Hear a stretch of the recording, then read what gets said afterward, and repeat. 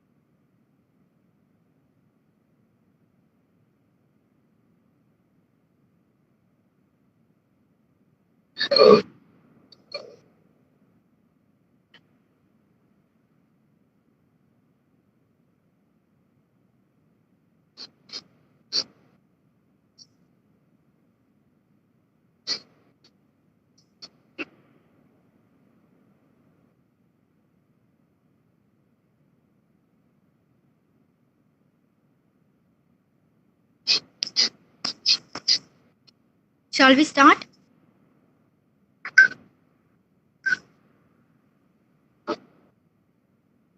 It's,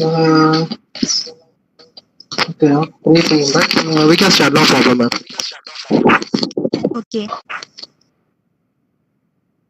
Hello everyone. Hello, Sheikh sir. Welcome to the second day. Yeah, I am here. Yeah. Hello. Shall we start?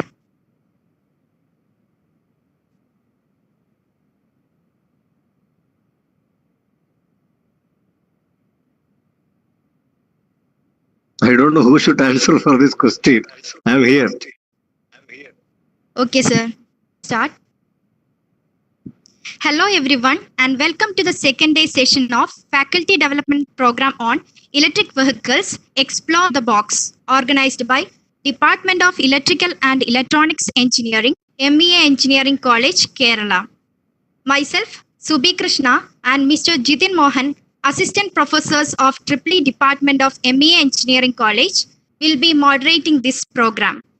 Thank you everyone taking time out and being here today. I request everyone in WebEx platform to keep your mic in mute mode and also avoid signing in using two devices, which may result in disturbances in the session. In case of any questions, then you can put it in the chat box, and those who are watching in live stream in YouTube can put their queries as comment. Relevant questions will be answered.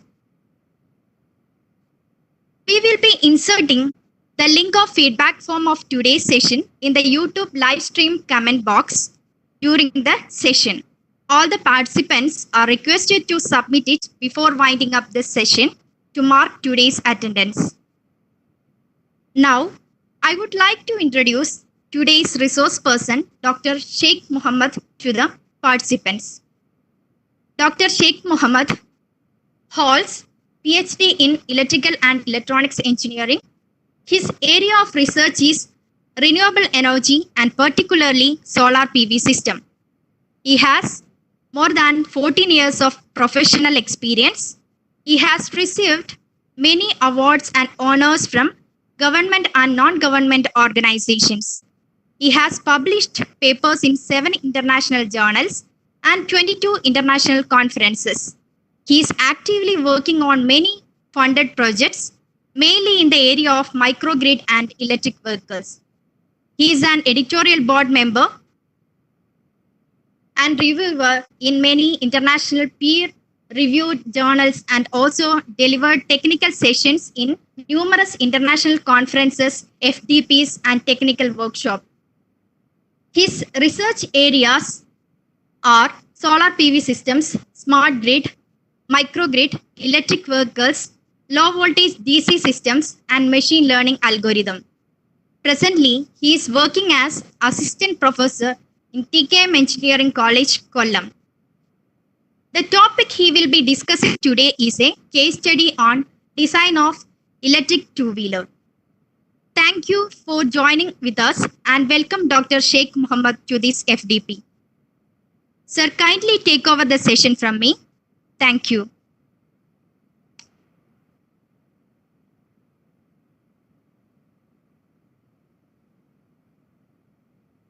I'd like to once again thank you so much for the wonderful introduction. First of all, I would like to thank Dr. Fabina for giving me an opportunity to share my experience in the 5-day FDP conducted by ME Engineering College. So I will straight away start with my session without any further introduction. And before that, I would like to know what are all the things being discussed in the yesterday's session, so that I can decide whether to cover all these things which I have in my presentation, or I can straight away skip few slides in order to jump into the subject which I have decided to discuss today. Can someone briefly tell me what was the discussion on yesterday's session? Anybody there to that?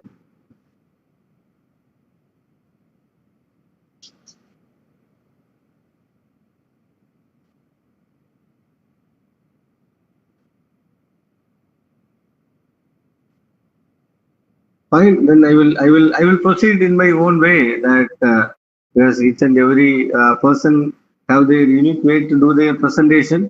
I will start in my own way to discuss this thing. So here, what I have decided today, what I am going to discuss with you is the case study of an electric, not two-wheeler. We are going to discuss about an electric tri-wheeler, and that is designed and developed for a purpose and a reason. Right.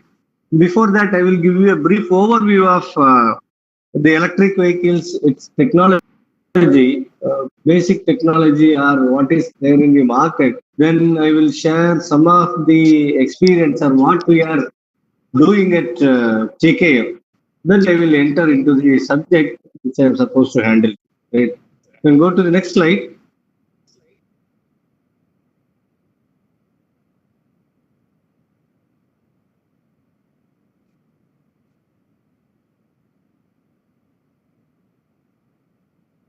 Can you please switch the slide?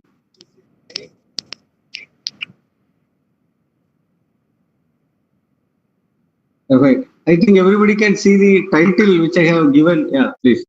Which I have given at the top of this presentation. Yes, I am not able to see it. Yeah, I can see that. Yeah.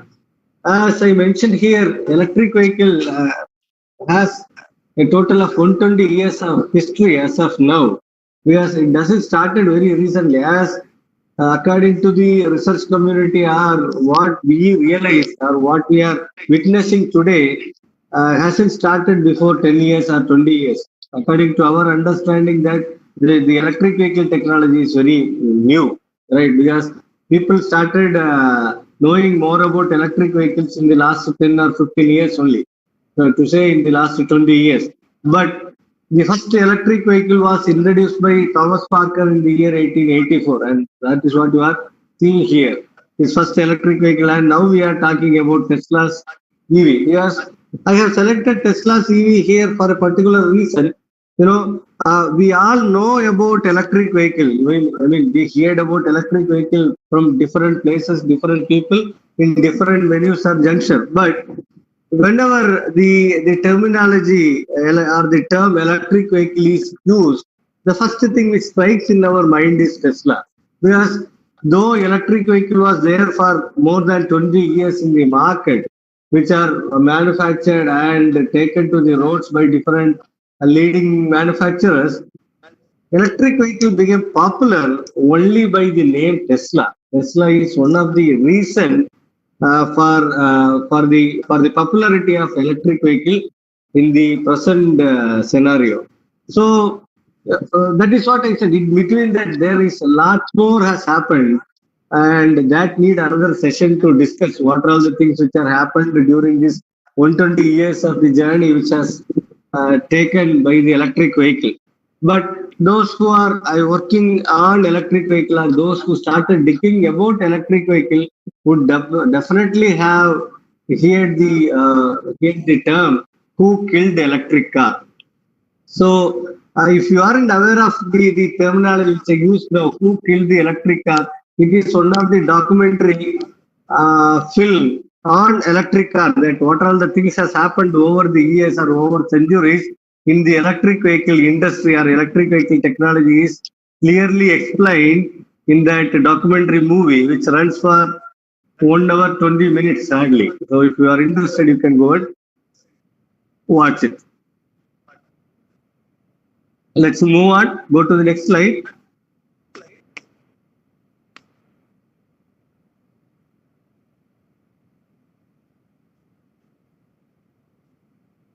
So from the time as in the second wave, to say exactly that, the second wave or the third wave, not the second wave, because the second wave in 1990s have failed. Then the what we are into now is the third wave of electric vehicle, which has started to be, say, somewhere in 2000. So it is having a history of 20 years now. And almost all the leading automobile companies are manufacturing their EVs. They have their EV segment also. They have their EV segment also. These two are the examples. One is from Toyota. You can find that it is written as plug-in hybrid. You would have definitely heard about these technologies yesterday. What are the different types of vehicles, or what are the different types of electric vehicles in the market, or what are the technologies that would have been, I believe that it was all discussed yesterday. You can go to the next slide.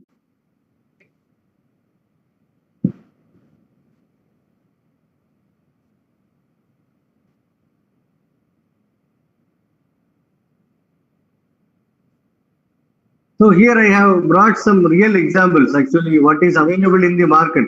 Every time we discuss about electric car and its types, that they are mainly classified into three types: pure electric car, hybrid electric car, and plug-in hybrid. And here I have brought some real examples of those variants of electric cars. You can see that Nissan Leaf is the example for pure electric car. Then Toyota Prius is the hybrid car, and Volkswagen Golf is the plug-in hybrid. I hope you all know the difference between hybrid and plug-in hybrid. You can go to next slide.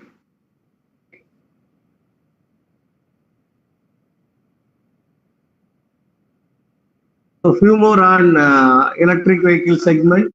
Electric motorcycle, a typical or the real motorcycle and electric vehicles. Though there are several companies which are manufacturing electric bicycles. Hero had come up with a different. Hero had come up with variants of electric bicycles, and these bicycles can be driven for 30 kilometers. It gives a mileage of 30 kilometers per charge. So, and it has multiple purposes. You can ride the cycle by cycling it, or you can ride it by with the help of electric motor. Both are possible. And this the cost of this electric bicycle is the basic model cost 21,000 rupees. And we have an example of electric bus. We all know that Kerala government has introduced electric bus before 2 years.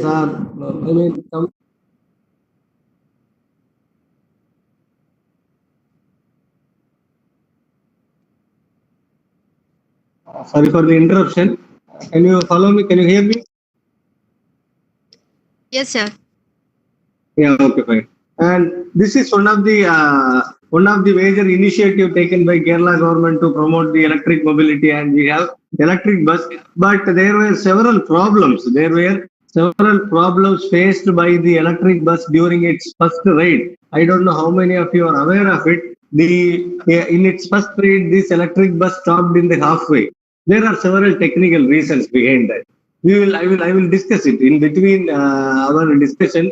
I will tell you why that got stopped in between in the midway during its first ride. Go to next slide.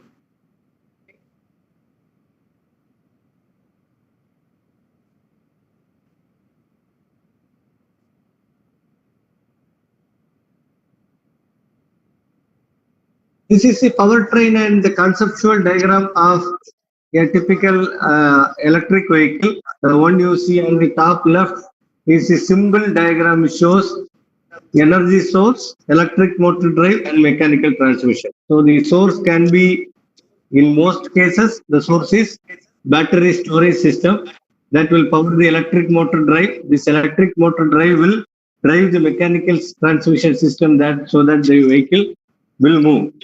And that powertrain is given in detail. If you have a look at the diagram which is given at the right side, it has three subsystems: auxiliary subsystem, energy subsystem, and electric propulsion subsystem. These are the three major subsystems of the electric vehicle. So here we will start from the electric propulsion subsystem. It has two controls, accelerator and brake. So the signal provided by the accelerator or brake, when you are applying either accelerator or brake, that signal will be given to the vehicle controller. So what will happen here?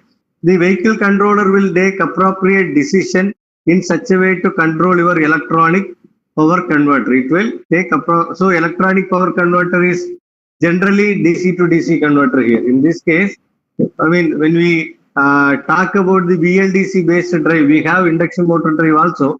But when we talk about BLDC motor based drive, this electronic power converter is a DC to DC converter. So in that case, what will happen? When you are pedaling the accelerator, it will provide the duty cycle so that you can supply more power.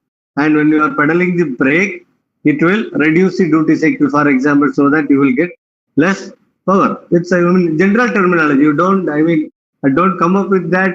Is it really that going to reduce the power when you are reducing the duty cycle and all? I am giving a simple example for that. So when you are applying accelerator, vehicle controller will provide signal so that more power can be supplied to the motor in such a way the speed of the motor can be increased, and that will increase the speed of the vehicle.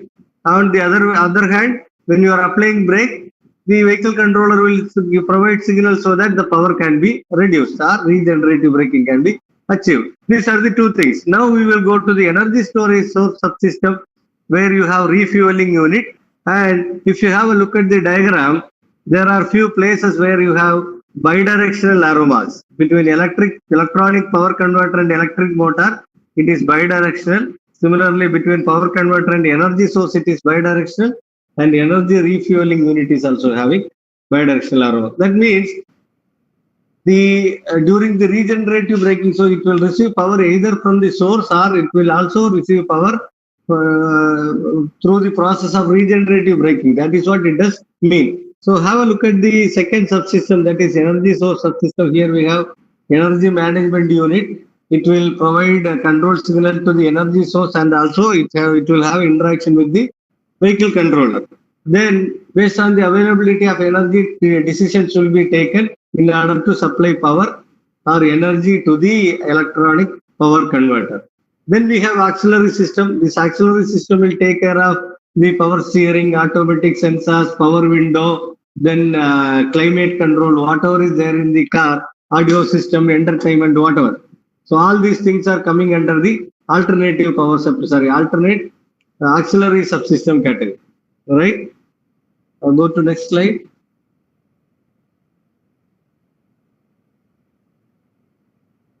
So, as I mentioned, I will just share with you our experiences in e-mobility, that we have done a couple of projects in the campus, either for the student academic project or for the competitions. So I thought I'll share all these things with you before getting into the design. Please, next slide.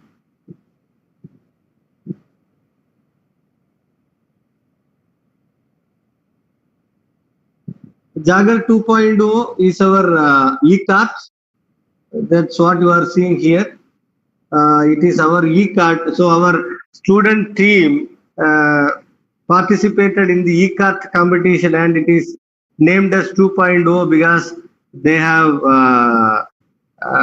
attended or participated in the event for the second day. So last year they participated in the competition and they came up with, they brought some prizes. Again, this year also they have participated in the program. And the vehicle which you are seeing here is completely designed by our students, designed and built by our students without the support of any other industries or garage people. They are all done by our students. Even those shade or the fiber portions which you are seeing here are done in the Fab Lab of TK. Right? You can go to the next slide.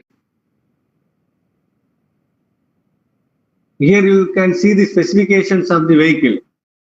It is using 48 volt 2 kilowatt BLDC motor, and the energy is 60 ampere hour lithium ion battery. Then this vehicle has both damage detection and warning system, and also it is equipped with and smoke monitoring system. This is our team. So the team is comprised of both mechanical engineering and electrical engineering students. So one of the key thing you need to know or you should realize is that it is not possible to build a vehicle without mechanical engineers. It is not at all possible. You cannot do anything with the vehicle if you don't have a support of mechanical engineers. Mechanical engineers are playing the role in the design and implementation of electric vehicle. Electrical engineers are doing a very little job technically, because most components are available and we are doing only plug and play there. I will explain that also to you. And we can, either we can now or we can watch the video at the end. That's all up to you. How you want to do it? Miss?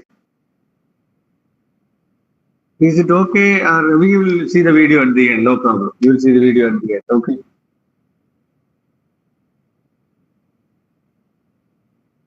And then go to the next slide. This is Vega. So again, this scooter, this scooter is built by our students, but they took the support from Kerala Automobile Limited, KAL, to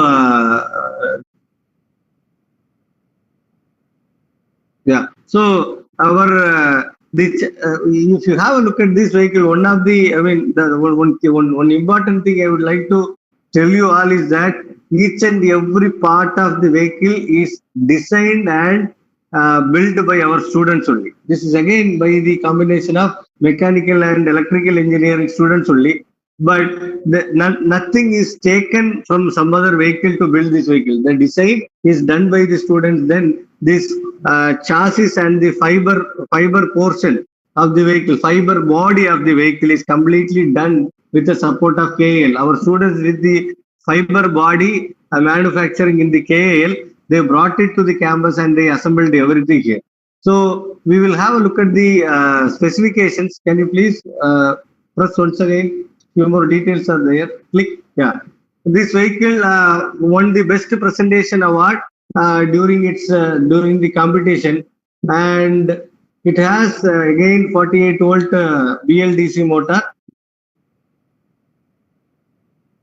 with 60 ampere hour battery as energy storage system. One difference between the common vehicles and this one is that this vehicle, a hub motor is used in this vehicle. So for those who are not quite sure about hub motor is the in-wheel motor. The way the control only will be outside. The powering and other things are in the wheel itself. You can see the cables. That is why I put this figure. Intentionally, I put the figure which you are seeing at the left side here.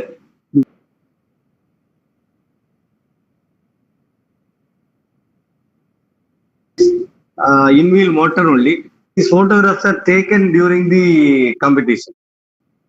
Next slide.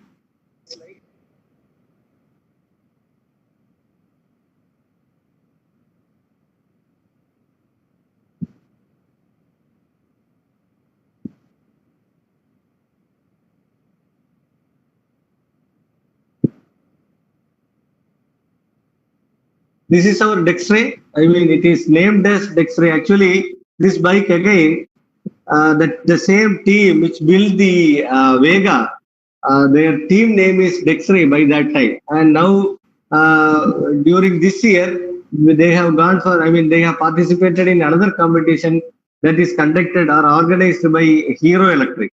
Hero Electric came up with the competition where our bike participated. Now, in the initial, actually, there are two levels of competition. First one is zonal level, then the second one is national level. In this, we have cleared all the tests in zonal level, and bike is qualified for the national level championship of this Hero Electric competition.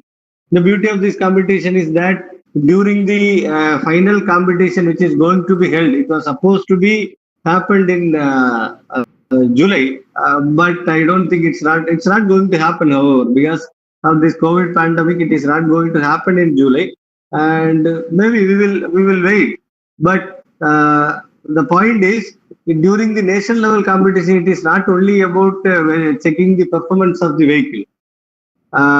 In addition to that, they have one spot interview there, where they will hire the qualified students to Hero Electric. That was the promise they have given in their advertisement.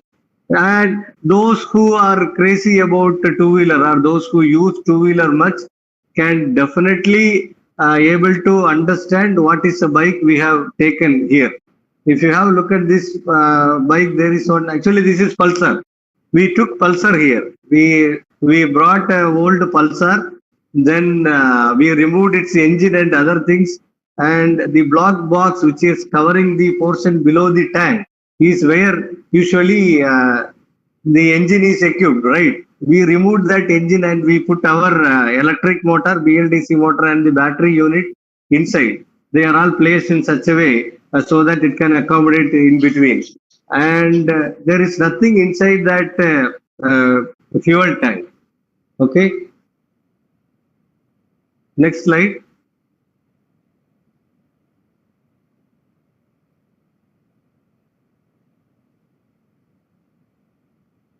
So next one is Phoenix 1.0. This is a preliminary design of Phoenix 1.0. Phoenix 1.0 is underway for solar powered electric vehicle competition.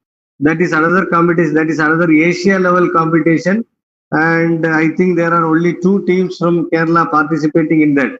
I think we are the only one team from Kerala, and there are few teams from South India. This is Asia level competition actually. So they have given their, this vehicle is designed completely based on the guidelines and the instructions given by the organizer of the competition.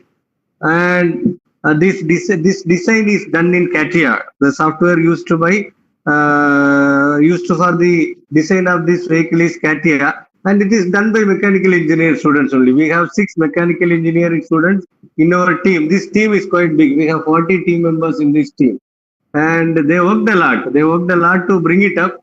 So the competition was scheduled to be conducted in March, second week of March. I think it was on 10th of March, and it doesn't happen actually because of the COVID pandemic. Again, this competition is completely cancelled. So we did not export our car by the time, and it is almost ready, but we did not. Other teams took it to the because the competition was happening in Chandigarh.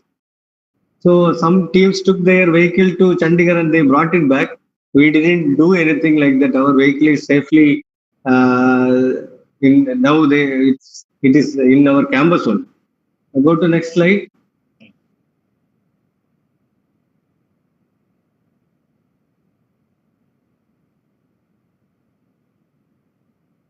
These are the specifications of the Phoenix 1.0. It is again using, as I said, it is again 48 volt BLDC motor only, but the capacity is 2.5 kilowatt, 110 Ah battery. It has proximity sensors for collision avoidance and automation purpose. I mean, one of the criteria to be fulfilled in the competition is that the vehicle has to be should go run autonomously. So for that purpose, we have included proximity sensor. Then it has CAN protocol and smoke detection sensor and temperature sensor are also equipped in this vehicle. And what you are seeing here is the completed chassis of the vehicle. Next one, complete frame. This is the complete frame according to our design. Next one. Yeah, so for all these projects, actually, whatever the project you have seen, I am directly or indirectly involved in all these projects. For Phoenix and this Dexray, I am the mentor and the faculty coordinator of the projects. Then Vega also, I took a part in Vega also. Then this ECAT is, for ECAT, there are 2 faculty coordinators, one from mechanical and one from electrical. And I am the electrical coordinator of the project. Now, we are actually entering into the subject matter.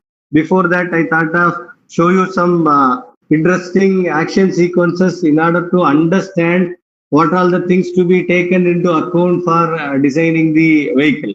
Go to next slide.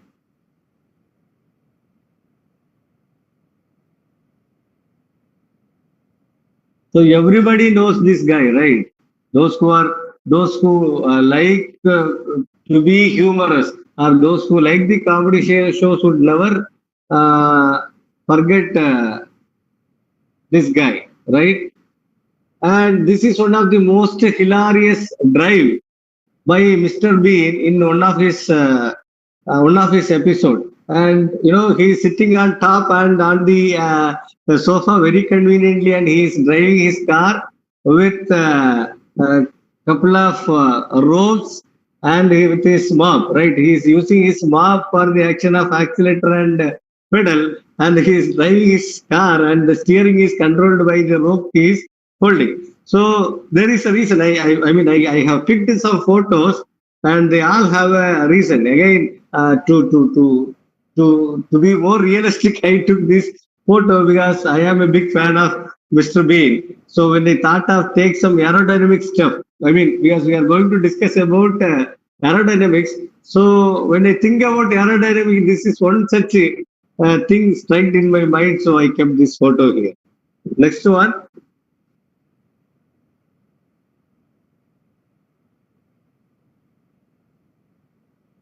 So a car is going down in the ramp, and the car on the air, right? These are the two things which we are seeing. The car which is going down in the ramp, and another one is the race car, it is completely on the air.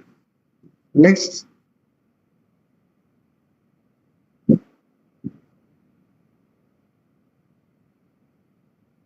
Next slide, please.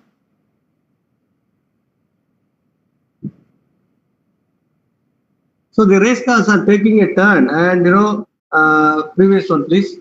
The race cars are taking a turn here, and if you have a look at this, there is a slight slope on the road, right? Previous slide, please.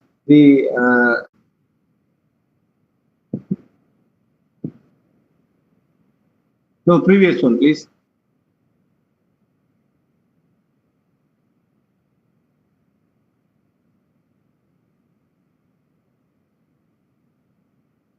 Yeah. So here, if you have a look, actually, this is not only for the race cars. So you would have felt that while driving on the road, wherever we are about to turn on the highways have a slight slope on the road, and this all comes with the reason, right? We have seen different things that Mr. Bean is driving his car by simply sitting on top of the car.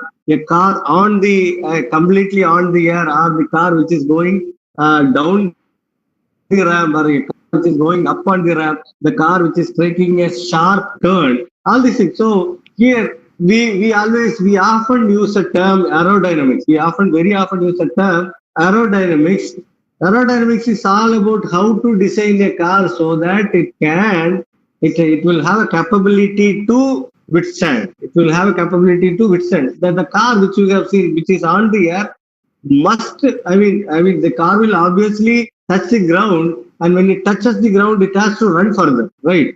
So if the aerodynamics of the car is not proper and the control of the car is not proper, it is not going to happen. So there are several parameters to be taken into account while designing a vehicle. But we are ultimately going to design a two-wheeler. So I have few more actions which you have already seen from two-wheeler. Go to next slide.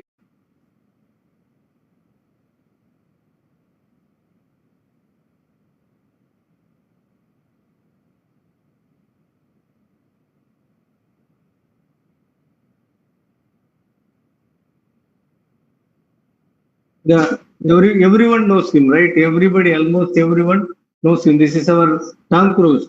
Now look at the one who is behind him. He lost his control, and he's about to fall down from his vehicle. But our Tom Cruise is driving very effectively. His vehicle is, not straight, but poor guy, he's not taking any safety measures. He's not wearing a helmet. He's not wearing a jacket. Nothing. Then in the next photo also he is doing the same thing. This time he is also with a girl, but the bike is on the air, right? And the girl is also on the air. Again, he is not wearing the helmet and all. Poor guy. Next.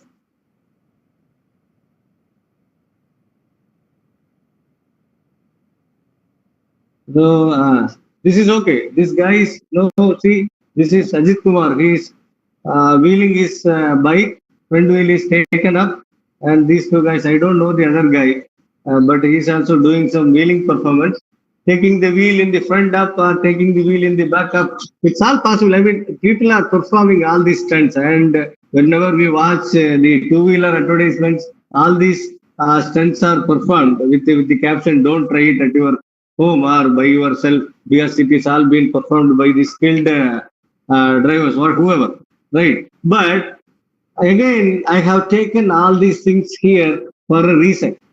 Whatever these people are doing, the bike which is landing while turning will automatically come up, but it should not fall down when you are taking such a sharp turn by bending your body and bending your vehicle, whatever it is. And the vehicle which is on the air will go and touch the ground again, but it has to run smoothly. And these two actions which we are seeing here, these two stunts, whatever it is, the vehicle will obviously come back to its normal position, but ultimately it will run, right? So for all these things, the aerodynamics of the vehicle is very important. The vehicle should be designed in such a way so that it will have a proper balance. So there are, again, as I said, there are several factors to be taken into account in order to realize it.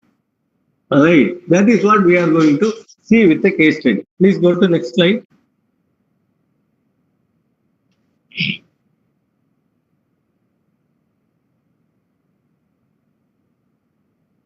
So technically speaking, now only we are entering into our subject, that is design of electric three-wheeler, a case study. So this case study is go to next slide. I will tell you from where did we get the ideology of developing such a project. Please, next slide.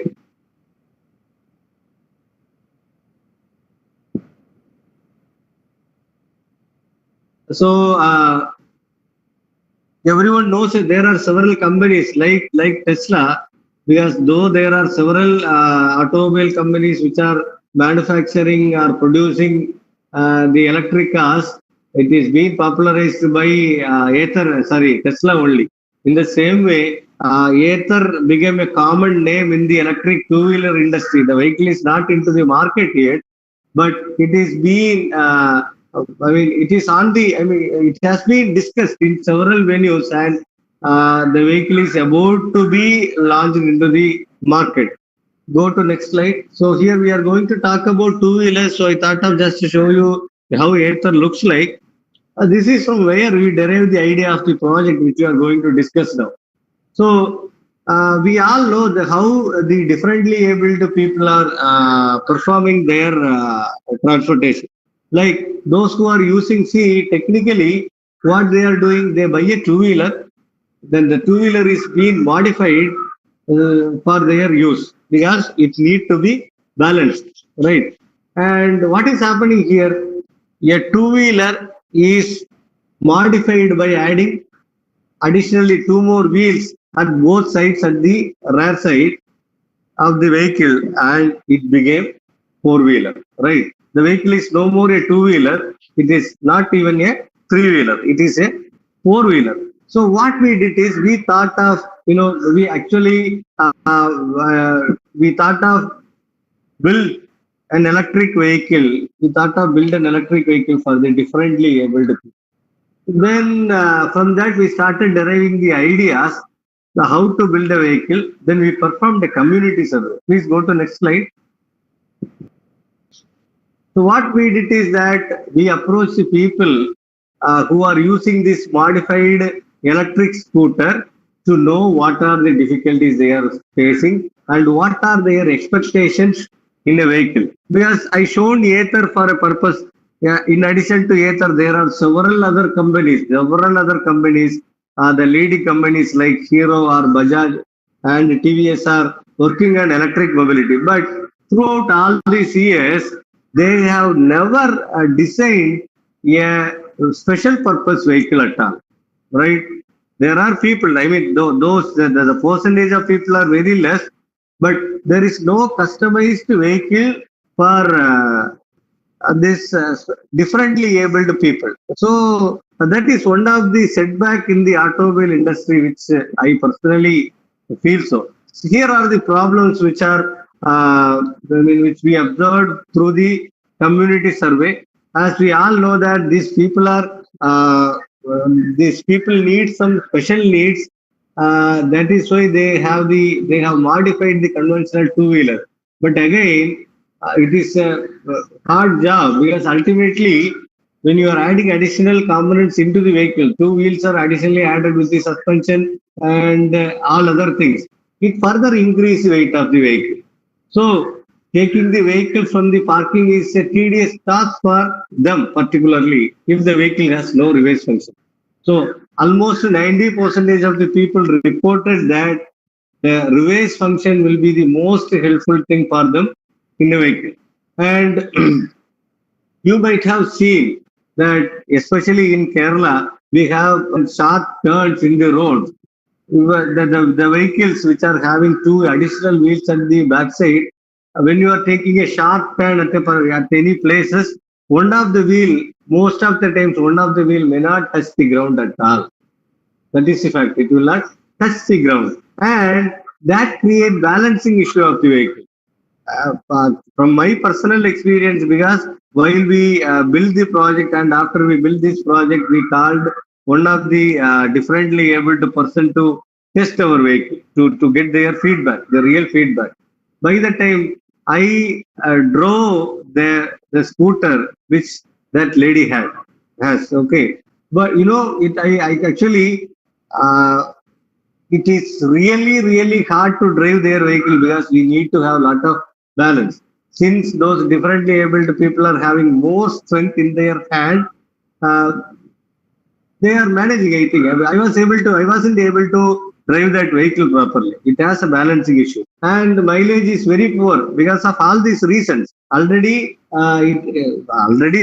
general, the scooters are not having good mileage. But again, adding two wheels and its accessories or additional components into the vehicle will add up more weight into it, right? And that weight put the mileage down. So mileage is very poor and its maintenance is also expensive. In addition to that, they felt that entering into the vehicle is difficult and the size of the vehicle is big. And because of the improper design or improper balancing, the wheels are getting damaged quite often. So considering all these factors, we thought of, we have taken all these points into account while designing our vehicle. So the first and foremost point, or the most important point, is the Arways function. Since we have decided to go for electric vehicle, that is being very easily resolved. Go to next slide.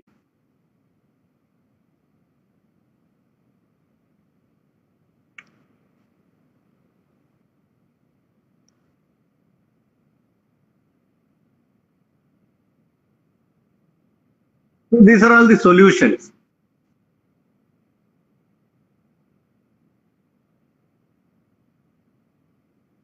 And based on the solution, as I said, since we have decided to go for electric vehicle, obviously it will have a reverse function. Reversing an electric motor is very simple, so it is possible. Then we also considered a three-wheeled design, but a customized three-wheeled design that I will show you. Because we have decided to go for a vehicle which is having two wheels at the front. We initially decided to we designed the vehicle with one wheel at the front and two wheels at the back only. But then, we realized an important, we realized the fact that the vehicle which is having two wheels at the front, one wheel at the back, has more balance than that of the vehicle which is having one wheel at the front and two wheels at the back. Because you would have been videos where these auto rickshaws are skipping out while taking the sharp turn at the sharp turns. That is because of one key reason is their wheel, the radius of the wheel and other factors. But however, the balancing can be improved by having two wheels at the front. So we consider the two wheels and we consider the adjustable seat also for their convenience. Some of them we were able to achieve, some of them we are not able to complete the vehicle height and the seat adjustment only because of the financial reasons. Go to next slide.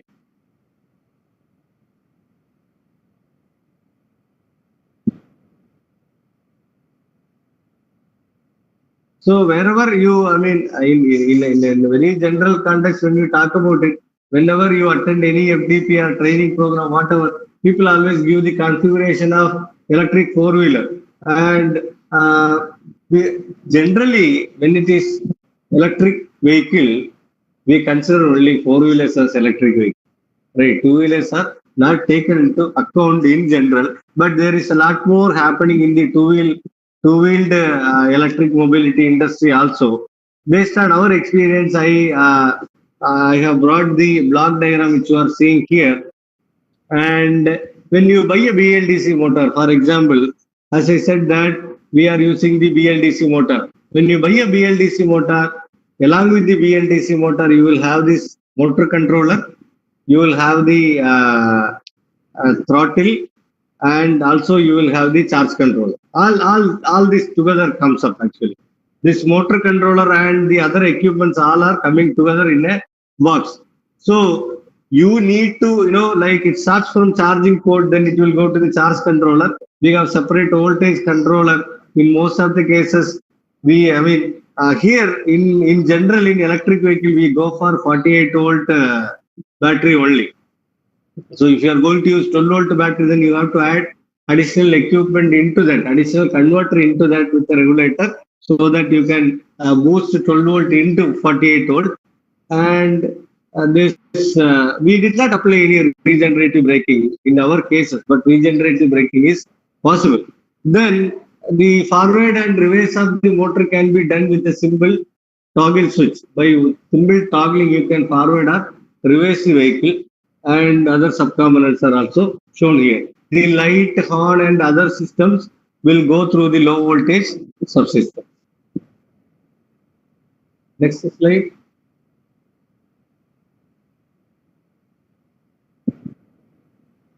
So we will see some calculation part. I think they are recording the video. Otherwise, those who want to make a note of it, please note down these things, because here only we are really entering into the design. So whenever you want to design a vehicle, there are several forces acting on the vehicle. That is why I have shown you all those photos, because when you are riding a car on the road, the car has a grip only because of the resistance between the tire and the road.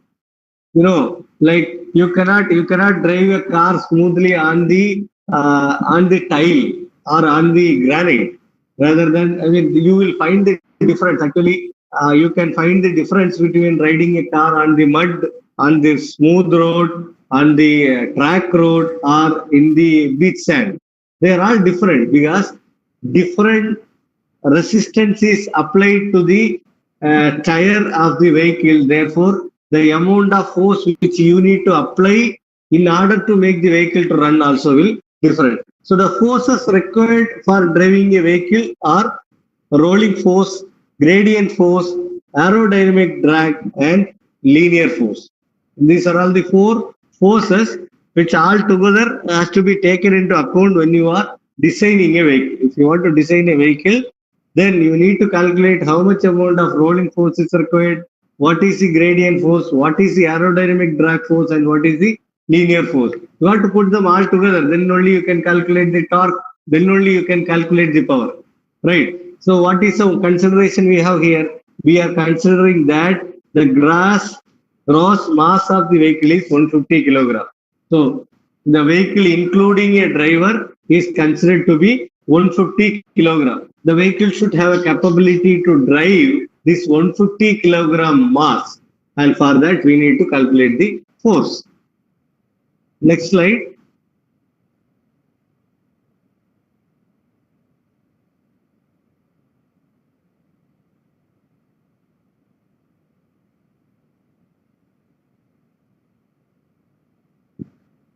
This is showing the example. Actually, this figure shows how rolling resistance impacts on the vehicle. You can see the different colors.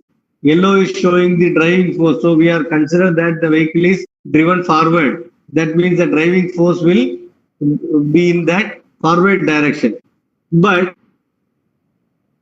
the air resistance will be always in the opposite direction to that of your driving force. So this arrow marks also will get swapped when you are driving the vehicle in the backward direction. When your vehicle is having reverse motion, then this yellow arrow mark will turn around, and also the violet arrow mark will be also in the opposite. That means the driving force and the air resistance will be always opposite to each other. And the body mass will apply. The body mass of the vehicle will be applied to the road, right? It will be applied to the road. But the reaction force will be applied opposite to that. And you can see the direction of friction. That is, this friction is also again based on the direction you are driving your vehicle. As it is considered that vehicle is going in the forward motion, then the friction will be in the reverse direction, right? Here it is shown. I mean, this is the formula for the rolling force, which is having CR, rolling coefficient. CR is nothing but rolling coefficient of the tire. That varies actually. You can find it is available in the internet. If you go and search a rolling coefficient of tires, you will get a very huge list. if you want to go for a detailed analysis or detailed design with considering all the factors minutely, then you have to select the rolling coefficient properly. And this is this is also taken from that list only. We have considered that the rolling coefficient is 0.01. Mass of the vehicle is 150 kilogram, that is 9.81 meter per second. So by put a straight calculation, it is a very straight calculation. The rolling force of the vehicle which you have decided to design for 150 kilogram is 14.715 Newton. Next slide.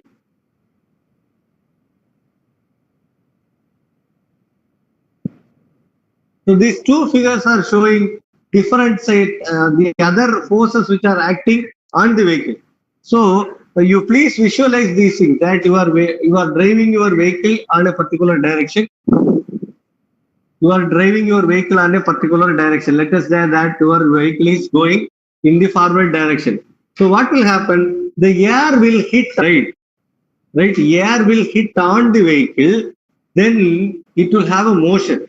So when the air hits on the vehicle, it will create a force which is opposite to that of your vehicle. So you are driving your vehicle in the forward direction, and the air will come from the opposite direction, which will put some resistance on the motion of the vehicle. Let it be. And the air will travel over the vehicle. The air will travel over your vehicle, and it will obviously lift your vehicle. It will obviously lift your vehicle. That is what we call as lifting force. That is what we call as lifting force. Then go to the backside of the vehicle now. The air will circulate around at the backside. It will create further that it is going to create a swirl at the backside of the vehicle as it is traveling. Right. When it creates a swirl at the backside of the vehicle, as the vehicle is moving forward, it will drag the vehicle backward. It will drag the vehicle in the opposite direction as long as the air force is applied. So this is what happens. When your vehicle is in the idle state, consider that your vehicle is slowly moving towards the direction as I am showing here in the figure. So air will hit on the front of the vehicle. So that will apply some opposite force and it will drag the vehicle backside. The vehicle is moving forward direction. It will drag the vehicle in the backward direction. So the air which is applying on top and bottom of the vehicle will obviously lift the vehicle. It will obviously lift the vehicle. That is what we call as lifting force. And again, the air which is passing go back and it will create a swirl, or it will make a small wind at the backside of the vehicle. That will obviously drag the vehicle to the backward direction again. So this is what we call as lift force and drag force which is acting on the vehicle during its motion. Then next one is the gradient force. So we don't always drive our vehicle on the normal road. The vehicle need to approach the ramp, right? So we need to apply additional force in order to drive the vehicle on the ramp rather than driving the vehicle on the normal road. So there is a difference between the force required to drive the vehicle in the same speed on the flat road and on the ramp. That is what we call as gradient here. That is what we call as gradient here. Some notations are given, but we will just go and have alpha here. What is shown as alpha is the angle of the road from the straight or flat surface. So when we design the vehicle, if you want to design the vehicle very effectively, then you have to consider the ramp which you are expecting your vehicle to be driven. So minimum of, in the worst case, at least a minimum of 15% is taken into account. But ultimately what will happen? That will increase the amount of force required to drive the vehicle. Go to next slide. I think these things are clear. I mean, this lift, drag and gradient force are now clear for you. And these are all the things which are applied. I mean, as I said, you just go and recollect all the photos which I have shown to you. When you want to have a perfect balance of your vehicle on the road while you are driving, or whatever the actions which you have seen are performed, the vehicle has to come to its rest position. Then all these factors to be taken into account. So gradient force is calculated with this equation m g sin alpha. Sin alpha is nothing but the gradient. Alpha is nothing but the gradient which I have shown you in the previous figure. Here, for the simplicity of, we cannot say that for the simplicity of calculation, in order to reduce the amount of force, we have considered that the vehicle will mostly run on a flat road. Okay, vehicle will mostly run on a flat road. So when you consider that alpha will become 0, therefore the gradient force is taken as 0 here. Next slide.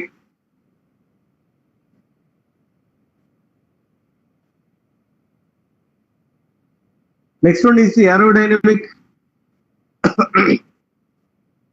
drag force. Please switch to the next slide.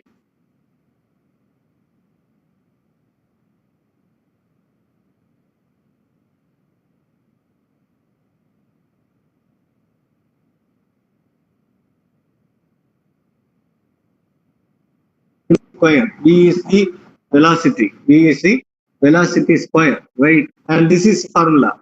So while we discuss about the roll,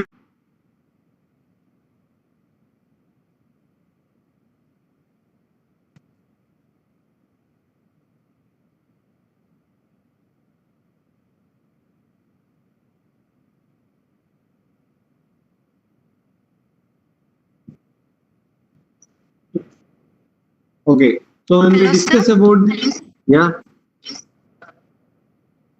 Your video is not visible, sir. yeah, okay. I will stop it. Okay.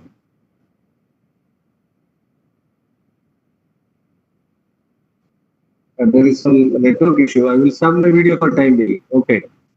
Switch to video Okay, later sir. again. Yeah. Yeah, so here, when we discussed about the arrow, I mean rolling force, there is a term, or there is a rolling coefficient. Now for the aerodynamic drag also we have a coefficient that is called the drag coefficient. That is called drag coefficient. So here, can you go to the previous slide, please? You skipped one slide in the the formula is 0.5 multiplied by dragging coefficient, frontal area of the vehicle, then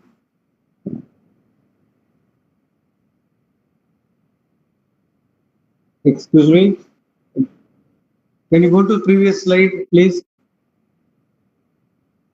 If you're already into it, then it is okay.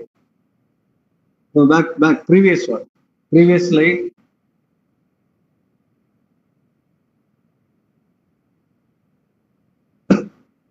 Actually, you are going forward.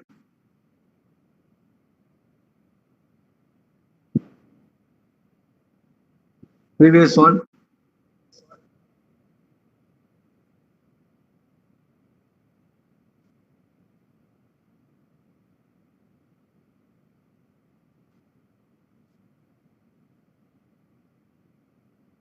Yeah, this is okay. Now I will continue with this slide which are showing here.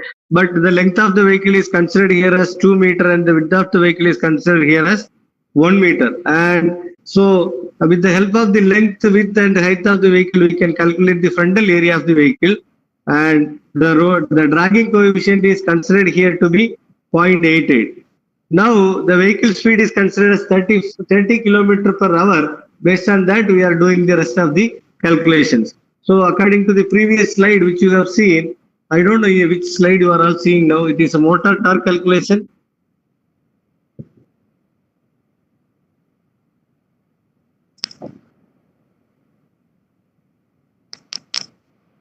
Are we now in motor torque calculation slide? Now the slide is changed, sir. Power equal to torque into angular velocity. That slide is showing. Now go back. Then you should go back actually. I am still in aerodynamic drag.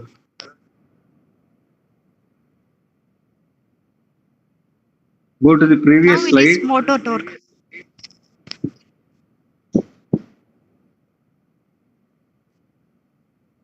Sir, which slide, sir? No, I want you to show the aerodynamic drag equation. This one? No, previous one. This is motor specification now, right? This one? Or I may have. Wait, because I have a network issue, I think. So the slides are not changing as fast as what you are doing.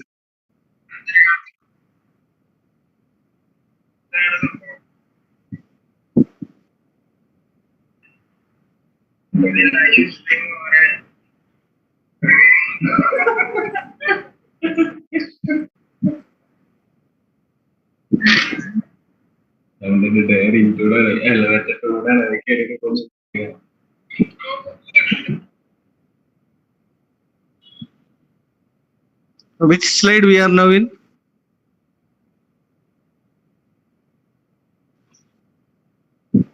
Musharraf? Yeah, okay. Yeah, okay, yeah. Okay, perfect. So these are all the things which we considered here. Now the basic dimensions of the vehicle are shown here.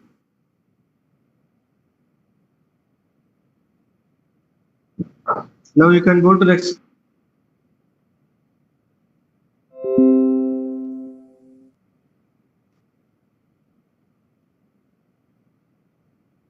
And the tractive power required. So based on that, we have calculated the aerodynamic drag force, and also linear force is very straightforward equation, right?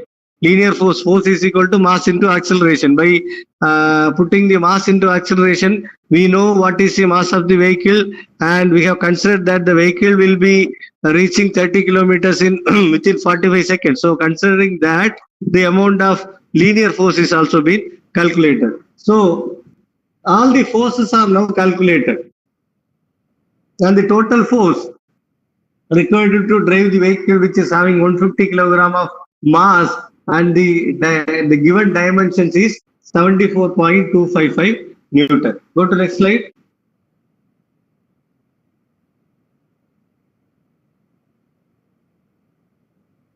So now we are into the tractive power calculation. So the power is calculated by taking the total force into velocity.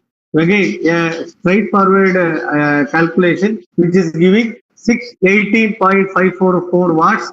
So the required power to drive this motor in that force is 618.544 watts. And we are considering the efficiency of 85%, that comes to 727.7 watts. So ultimately, we have ended up the calculation for the motor power. So the next nearby value available power rating is 750 watts. Hence, a 750 watts motor is selected for this application. Next slide.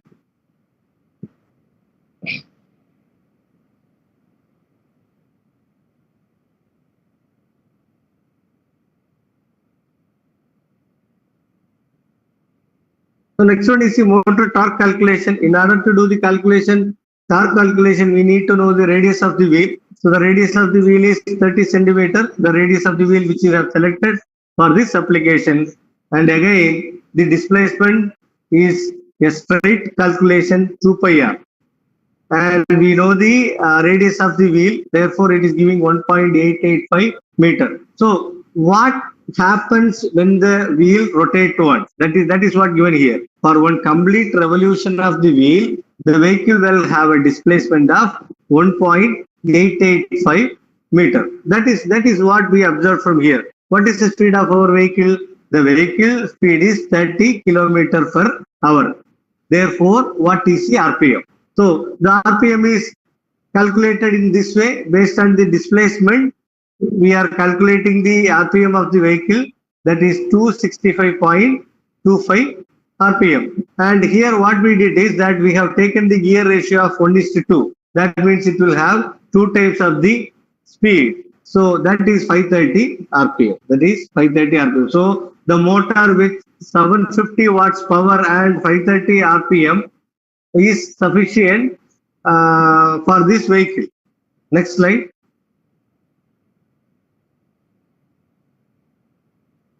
Here we are calculating the total torque, right? Here we are calculating the total torque again. We have calculated the force We have calculated the power. Now we are calculating the torque. To calculate the torque, we have taken the angular velocity. Then from the angular velocity, so the obtained angular velocity is 55.5 radian per second. So that is completely depends on the speed which we have obtained, and we are calculating the torque of the vehicle, which is 11.145 Newton meter. Go to next slide.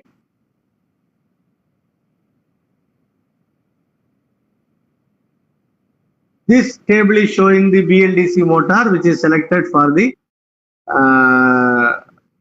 application.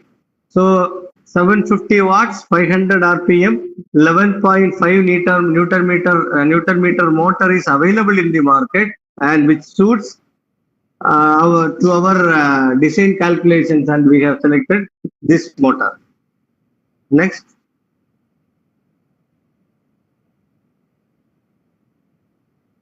Here we are doing the battery pack calculation. Our total, the total power required are the, so the total power is 750 watts, and the velocity of the vehicle is 30 kilometer. Therefore, what is the total power we required? Is it 25 kilometer watt hour per kilometer? So because the total power is 750 watts, or the rated power of the motor is 750 watts, and the speed of the vehicle is 30 kilometer per hour. Therefore, in order to drive the vehicle for 1 kilometer, the total energy required is 25 watt hour per kilometer, and the battery voltage is 48 volt. Therefore, ampere hour per kilometer is 0.52 ampere hour. Ampere hour per kilometer is 0.52 ampere hour. What we are expecting is to drive our vehicle for 90 kilometer in single charge with an efficiency of 80%. That means we are following the depth of discharge of 80%. So what is the meaning of depth of discharge? When your battery is 100% fully charged, you can use only 80% of the energy. When it is reaching 20%, you will stop utilizing the energy from the battery. So considering all these factors, 0.52 ampere hour multiplied by 92 kilometers, since the efficiency or depth of discharge is considered 80%, it has to be multiplied with 1.25, and it is giving 58.65 ampere hour. Go to next slide. So we have selected a 60 ampere hour battery for our vehicle.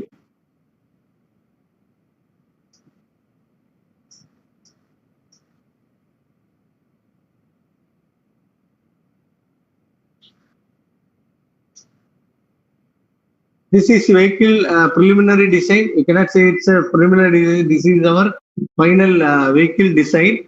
We came up with having 2 wheels at the front and 1 wheel at the back. It is done by the, again, as I said, it is again done by the mechanical engineer students to help the electrical engineering students to build their project, and it is done in SolidWorks. Go to next slide.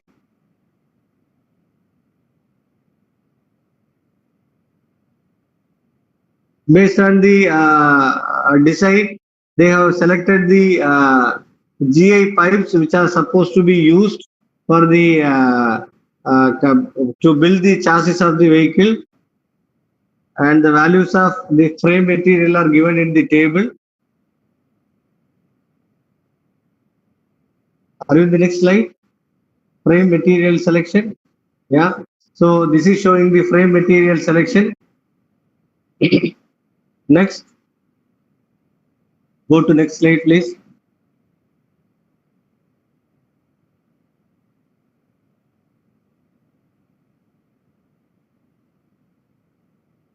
Then the deformation test is carried out for the designed chassis or the frame of the vehicle in ANSYS.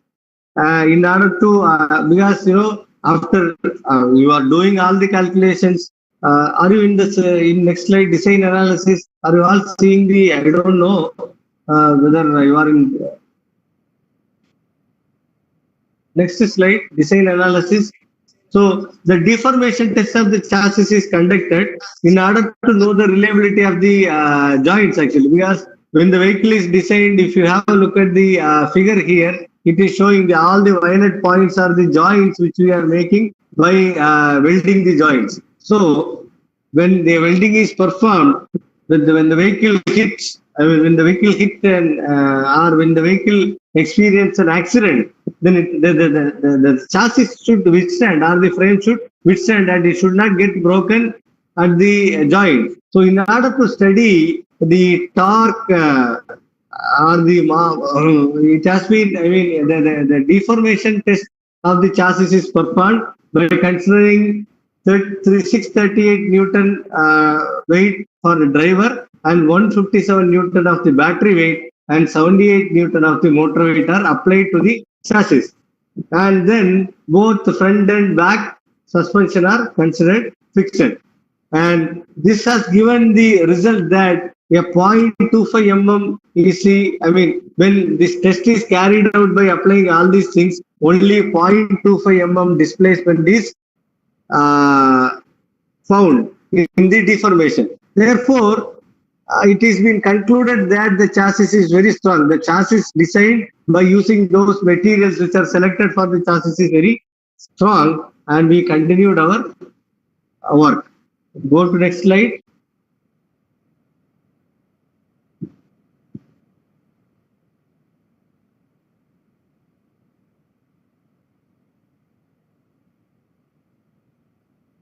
This is the one I was talking about all this time actually.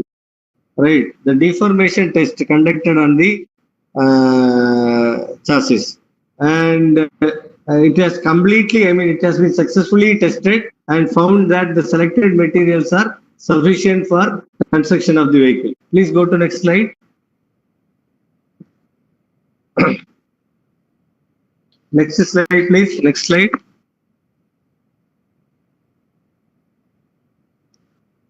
This is the final structure design with all dimensions. Next one.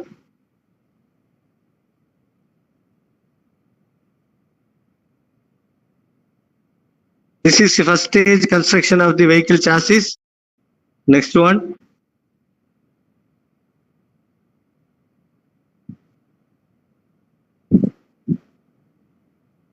Next slide.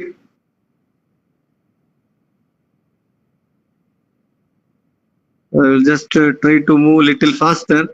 And these are the stage by stage development of the vehicle, and we are in stage 3.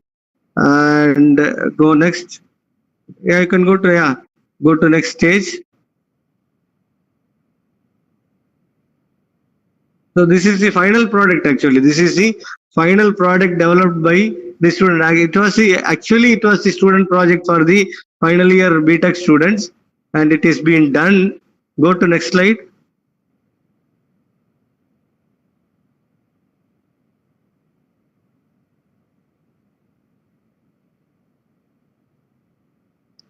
Please go to next slide. So the final weight of the vehicle is found to be 70 kilograms, so that a person with the weight of 80 kilogram can ride the vehicle very comfortably. And this is the final vehicle. You can see two blue color boxes, one circular, another one is rectangular. That rectangular one is the lithium ion battery, and the circular one is the BLDC motor. So due to financial constraints, finally at the end students were not able to complete this adjustable height of the seat. Other than that, this vehicle is successfully tested, and we have done the, go to next slide, it's okay, go to next slide. We have done the cost analysis of the vehicle also. Next slide, please.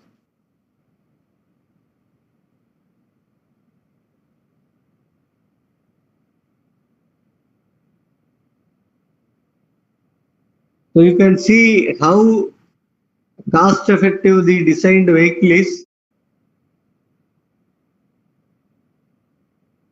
from these calculations.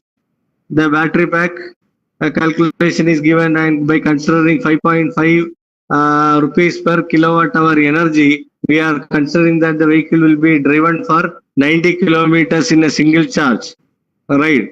And that require the top power of 2. Have a look at the total energy 2.88 kilowatt hour energy is required for that, and the cost of the energy is 15.84 rupees. Go to next slide.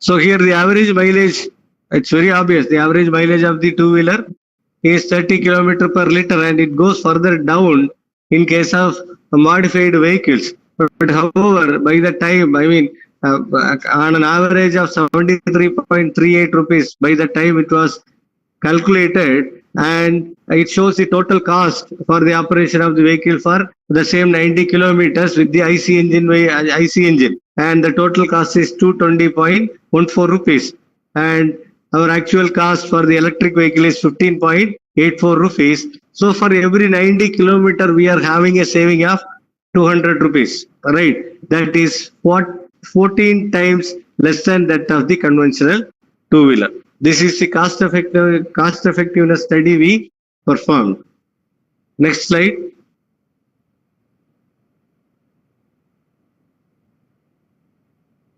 So finally, we actually this is a name we gave to the vehicle considering the factors we have taken, because this vehicle is mainly designed for a particular society of people. So we named it as Empower, electric mobility to empower a society. I will show you a few videos of the works we have done, and with that we will wind it up. I think I was able to manage my time. Then after watching this video, we will have the question answer session. So please play that e-cart video.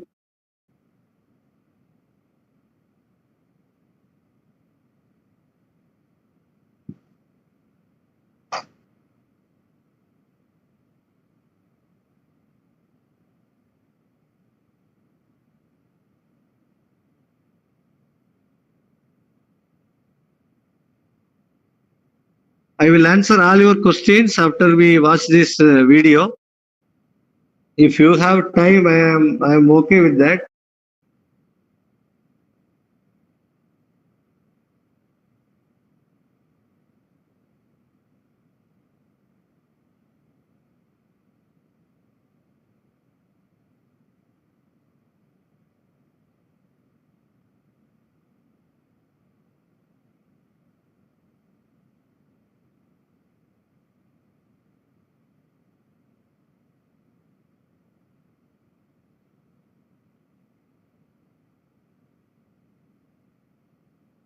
That video will not come in full screen. You can play it. So depends on the quality of the network adopted by the participants. They can watch the video in the slow motion or discrete motion or in the continuous motion.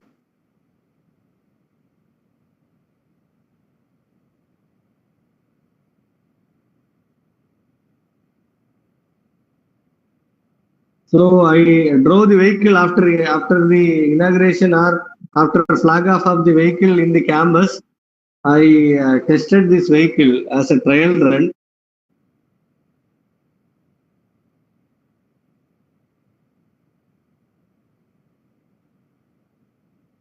They are asking me to hold the steering. I am holding the steering now. So I am putting my hand to hold the steering now.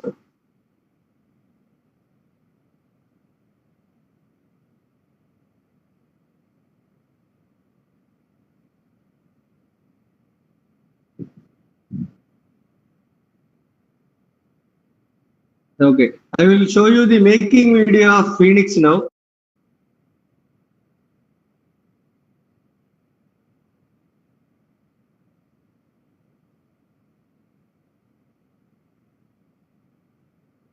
Since it is locked down, we don't have very recent photograph of Phoenix.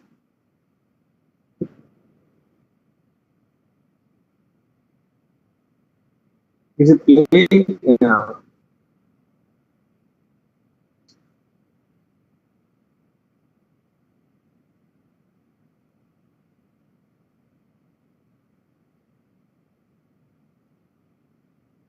So the designed chassis is being completely, I mean, the vehicle is ready actually. The vehicle is completely ready.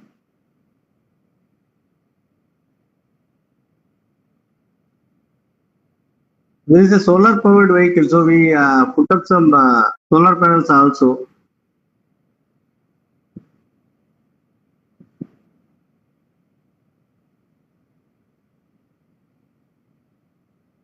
Now I will show you that the video of the tri-wheeler which we have done.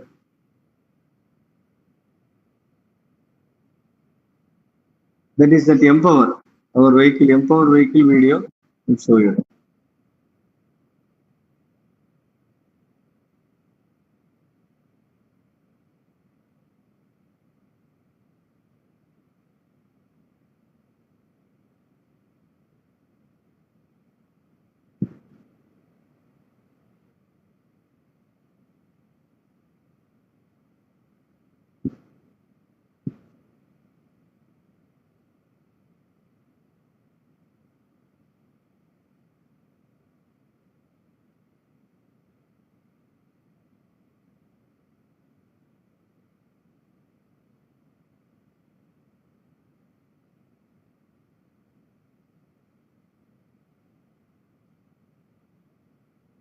Yeah, okay. So with this, I am done with my presentation. So I have, I gave you, I believe that I gave you a preliminary outline or idea of how to design a simple electric scooter. Things remain same. Only the calculation part, there will be few changes in the calculation part, but rest will remain same in the designing of electric vehicle. But again, as I mentioned, you cannot build a vehicle without the support of mechanical engineers. They play a very important role here. You need them for design and you need them for welding, chassis design, circumference design, whatever it is. You need their support in the vehicle, right? And if you have any questions, you can raise your questions now.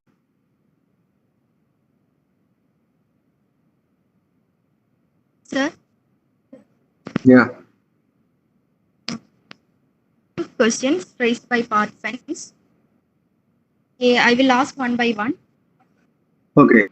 Is the maximum speed is limited to 30 kilometers? Is it from four wheel or back wheel? Or motor is attached to all the wheels?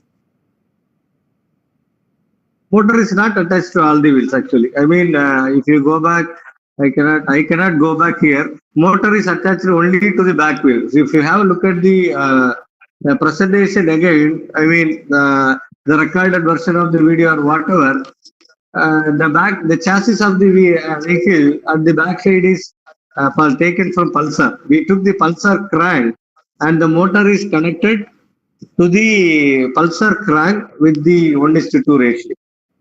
So it is a back wheel driven vehicle, rear wheel driven vehicle. One thing.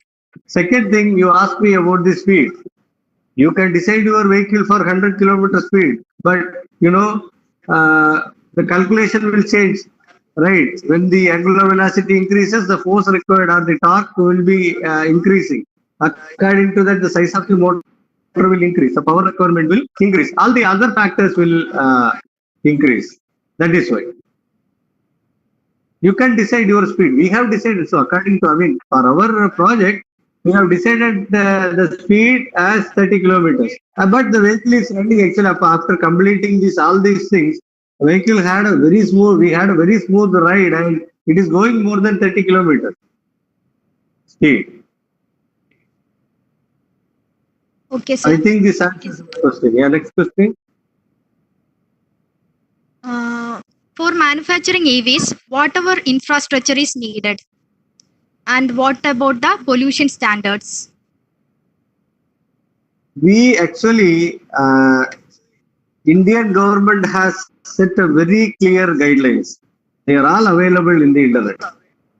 They have provided the standards for Bharat EAC, Bharat Steel, that is for the charging station. In the same way, they have given the standards for the electric vehicles. You know what? The vehicle which I have shown you now, the vehicle which we build, I cannot take it on the road now because it has to go through and pass all the tests. They have a huge number of tests. If you want to learn about all these tests, you have to attend one. I mean, if you go and participate in one competition, you will come to know what are the tests to be taken out for a vehicle to pass the initial screening and the safety. There are so many things. Guidelines are there. And if you want to build a vehicle for your own purpose, you need a good welder, first of all. Right? The welding workshop is very important to build this vehicle. And standards are available. You cannot just go and start your vehicle industry. It is very tough because we realized that from our conversation with the KL people, you need to invest a lot to carry out each and every test of your vehicle to pass the test actually. So there are around 18 to 20 tests to be carried out in order to take your vehicle to the market. Okay, sir. Thank you. Sir, what are the modifications to be made if we power it up with the solar energy? Once again, what are the modifications to be made if we power it up with the solar energy? yeah, the vehicle which you have seen now, the vehicle which I have shown to you now, is taken further. The next level that was done by our students. Again, the next batch of students, I have given them the work to incorporate solar PV system in the vehicle. So what will obviously happen? Now the problem with the solar panels is their size. If you want to have, if you want to produce 250 watts of power, let's say for example, you need 2 square meter size of panel, and its weight is 25 kilogram. Approximately it weighs 25 kilogram. So the space constraint and the weight constraint, and its intermittency in the power.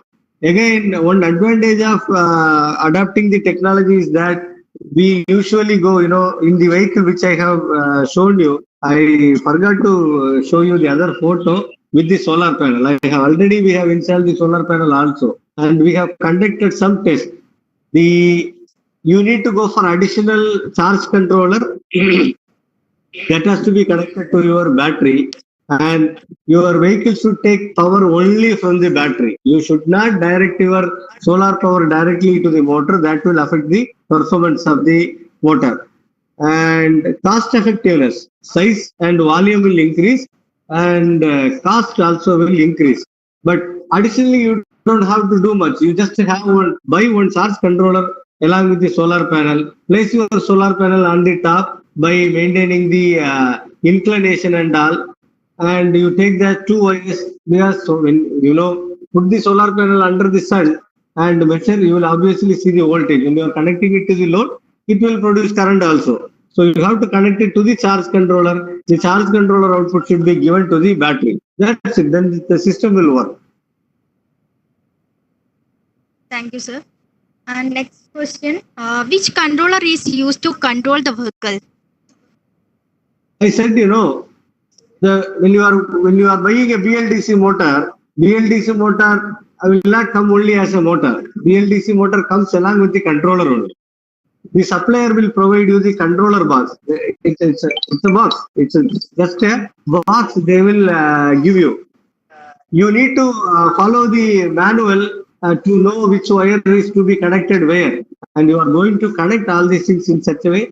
And when you are giving the accelerator, it will increase the speed of the motor. For us, it is accelerator, right? When you are applying the brake, it will reduce the speed of the motor. One another advantage with the electric motor is that when you stop giving the accelerator, the motor will stop immediately because of the electric inertia, right? Because the motor is connected to such a huge load, so the motor will stop immediately.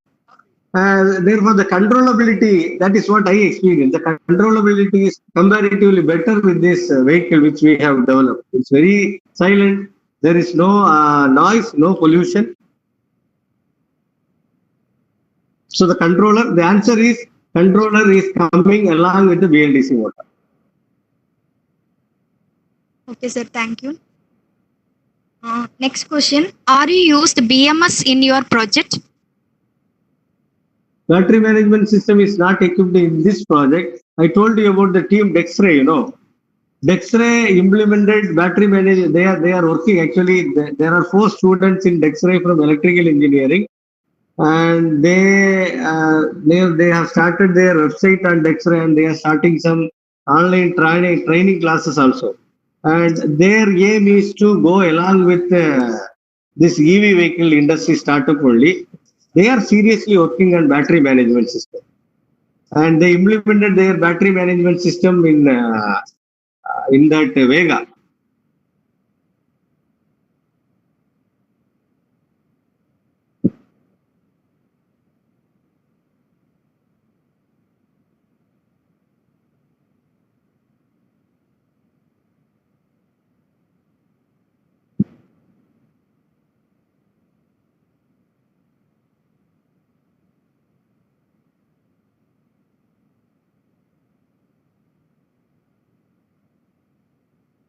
I think there is a technical problem.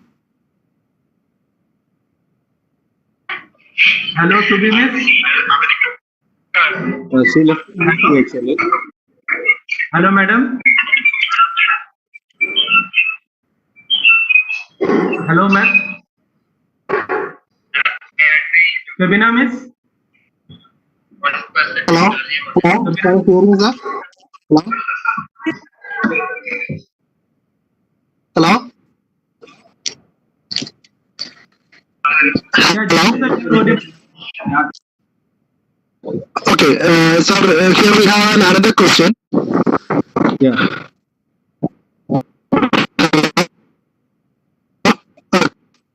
Okay, so what is the speed and current control techniques and PWM methods used for practical implementation of EVBA drive? Can you repeat the question once again? I didn't hear you properly. Okay, is it audible, sir, now? It's audible, but it was breaking before. Tell me again. Okay, how to choose the current rating of battery? Current rating of battery related to motor.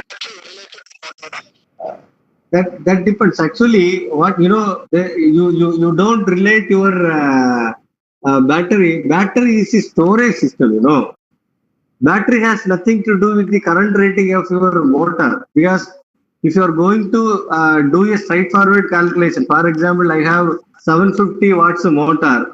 I am having a 50 volt motor, let's say. So 750 by 50 will give you how much? It's going to give you 15 ampere, right? So if you are going to take only 15 ampere hour battery, there is no point of using the battery there. That is not the calculation. When you are taking the battery, what you need to do is your battery calculation should be depends on how many hours you want to run the motor. It is not depends on the battery, motor power.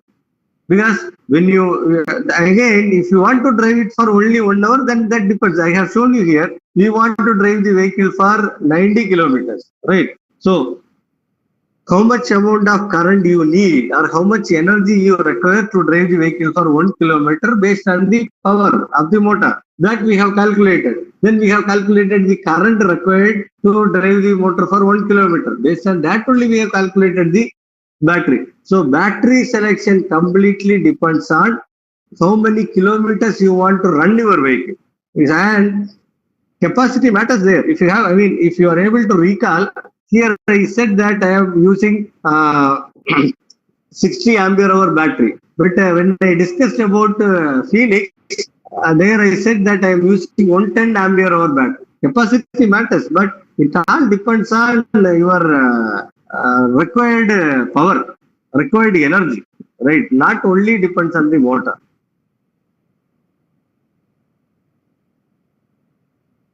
Sir, thank you. If you're not, Next question is, which type of batteries will serve better for the system? Now we are using lithium-ion battery. There are advanced technologies coming into the market. I have shown you in the figure the rectangular blue box, which is the lithium-ion battery. You cannot accommodate 48 volt, 60 ampere hour lead acid battery into that. We know how bigger a 12 volt battery, lead acid batteries are. You would have seen the batteries in your home, which are used for your inverter purposes, right? The size of the lead acid battery is poor and the energy density is also poor. So presently we are using lithium ion battery, and there are several new technologies are coming in, and it will change time to time. But at present, lithium ion battery is the solution. Okay, sir. Thank you. What is the speed and current control techniques you are using? I told you, we did not use any specialized control techniques in our vehicle because the controller has come along with the motor, and we simply use that. Okay, thank you, sir. Are you using any mechanical braking system in this project? Suppose That you is are only not mechanical. used. Yeah, it is only mechanical braking system. The conventional mechanical braking system with the disc brake is used here.